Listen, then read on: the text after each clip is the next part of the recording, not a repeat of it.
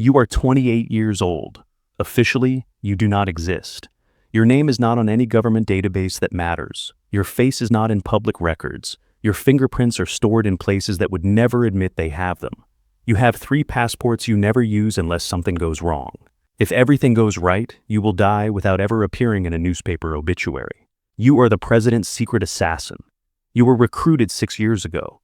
Not by an advertisement, not by a recruitment officer, by a man who sat across from you in a quiet restaurant and spoke about your military record like he was reading a grocery list. He knew your training history, your psychological profile.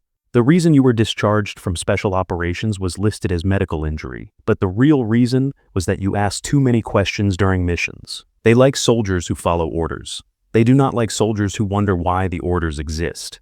He told you the salary first. $40,000 a month, tax-free, paid in offshore accounts that would disappear if you tried to track them. Your mother would receive anonymous medical insurance coverage. Your younger sister's university fees would be paid through a foundation that would never trace back to you. You asked one question: who is the target? He smiled like you had passed a test you did not know you were taking. He said, people who threaten the stability of the country.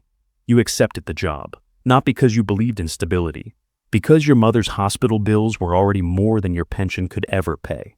The training was worse than combat. They taught you patience more than they taught you killing. You learned how to sit in public spaces and disappear without moving, how to study crowds, how to predict which person would stand up first if chaos started, how to notice when someone's breathing pattern changed because they were about to draw a weapon. Your instructors told you something simple: killing is easy. Surviving afterward is what destroys people. Your first mission came 4 months after training.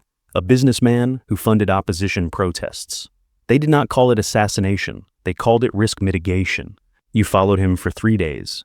You learned his schedule, his coffee order, the way he always checked his phone after crossing intersections, the way he walked slightly faster when he was nervous but tried to hide it. The night you did it was raining. Rain is good for operations because footsteps sound like static noise on asphalt. You were positioned on a rooftop, overlooking the street where his convoy would pass. You had a suppressed long-range rifle with a thermal scope. You waited for 16 minutes after he left the restaurant because he always paused at that exact traffic light. You remember your hands were steady. That was the moment you realized something terrifying. You were not nervous about killing. You were nervous about whether anyone would notice you afterward. The shot was clean. 1 round. Center mass. The vehicle swerved. Security panicked. You dismantled your equipment in less than 90 seconds and walked away carrying a delivery bag filled with broken rifle components. The country believed it was a political accident. You received a bonus payment that night. You did not sleep. Year 2 changed everything. You were no longer just a shooter. You became part of the president's personal security shadow network. You traveled with him, disguised as different people. Sometimes you were a journalist. Sometimes a diplomatic assistant. Sometimes you were just another civilian in expensive clothing, standing near political events, pretending to take photographs. You learned something terrifying about power. The president was not afraid of enemies outside his country. He was afraid of enemies inside his own government. You started recognizing the signals. The way ministers avoided eye contact during meetings. The way certain military officers always stood slightly behind others. The way intelligence agents spoke in coded phrases even when they were in supposedly private rooms. Your job was no longer just killing threats. Your job was deciding which threats were real. You never made those decisions alone, but sometimes you knew who would disappear weeks before it happened. You stopped asking questions after that. Year 3 was when you met the president's daughter. Not officially. You were standing in the hallway outside her private residence during a late-night security rotation. She walked out without security escorts because she liked proving she could. She looked at you and asked your name. You gave her your cover identity. She smiled like she knew you were lying. She asked if you had family. You said yes. She said, "Then you must feel like you lived 2 lives." You did not respond. Because she was right. You protected a man who could order cities to be economically destroyed with a phone call. But at night, you sent money to your mother's account and told her you worked in international security consulting. You never told her you killed people for a living. Because truth does not free people. Truth just changes the shape of their cages. Year 4 was when the international pressure started. Foreign intelligence agencies wanted information. Not just about the president, about his allies, about his financial networks, about which military officers were loyal and which ones could be turned. You were approached once. A man in a hotel bar wearing a suit that costs more than your yearly salary. He told you he could guarantee your safety if you cooperated. He showed you evidence of corruption inside the government. You asked him one question. If I switch sides, who protects my family? He did not answer. You left. Because in your world, loyalty is not about belief. It is about who can reach your loved ones first. Year 5 was when you started noticing something wrong with yourself. You stopped reacting emotionally to death. You watched a man die during a failed coup attempt inside a government building. He was bleeding on polished marble floors while security forces dragged him away. You only thought about how difficult it would be to clean the blood from the carpet. That was when you knew the job had changed you. Not just what you did, what you were. You were not a patriot. You were not a criminal. You were infrastructure. You were the invisible mechanism that allowed power to continue functioning without collapsing under its own weight.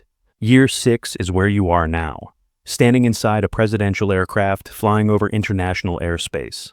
The president is asleep in the private compartment.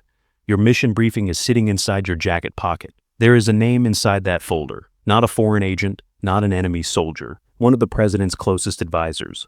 Someone who has been leaking information to foreign governments for 2 years. You were not told to arrest him. You were told to remove the problem. You watch him during the flight. He is drinking coffee and reading economic reports like nothing is wrong. He smiles at you once when he walks past. You smile back because assassination is not always loud. Sometimes it is quiet. Sometimes it is just sitting 3 meters away from someone knowing that within hours they will stop breathing because you decided they would. You land at midnight. The operation will happen during the evening meeting tomorrow. You check your weapon at night in your hotel room. You think about your mother's house, the one built with money she believes came from honest work. She planted flowers outside the gate. She sends you photos every week. She tells you she is proud of you. You do not correct her. Because some truths are heavier than guilt.